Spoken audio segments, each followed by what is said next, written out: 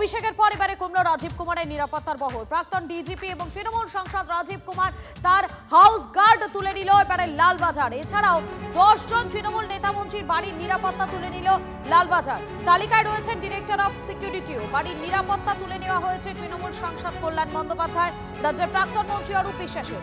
তালিকায় কলকাতার প্রাক্তন মেয়র শোভন চট্টোপাধ্যায়, তৃণমূলের রাজ্য সভাপতি সুব্রত বক্সীও। তালিকায় আইনজীবী সঞ্জয় বসু, তৃণমূলের প্রাক্তন ভোট কুশলী প্রশান্ত কিশোর, তৃণমূল বিধায়ক কুণাল ঘোষ, রাজ্যের প্রাক্তন ডিজিপি মনোজ মালব্য এবং প্রাক্তন ভারপ্রাপ্ত ডিজিপি তথা বর্তমান director of security Piyush Pandey. এই 10 জনের বাড়ির নিরাপত্তা ইতিমধ্যেই তুলে নেওয়া হয়েছে।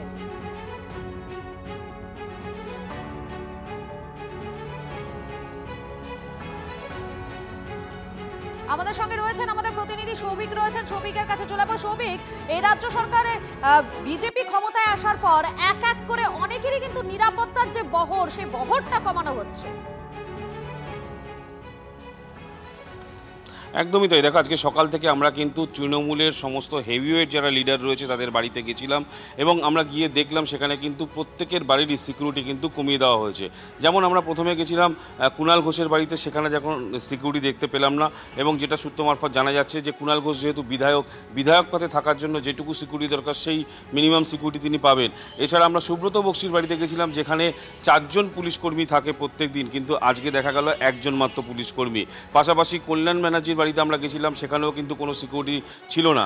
এই মুহূর্তে আমরা দাঁড়িয়ে রয়েছি অরূপ বিশ্বাসের বাড়িতে, এবং তোমাকে আমি আমার চিত্র সাংবাদিক গৌরবকে বলবো অরূপ বিশ্বাসের বাড়ির সামনেটা দেখানোর জন্য। সেখানে কিন্তু কোনো পুলিশকর্মী নেই।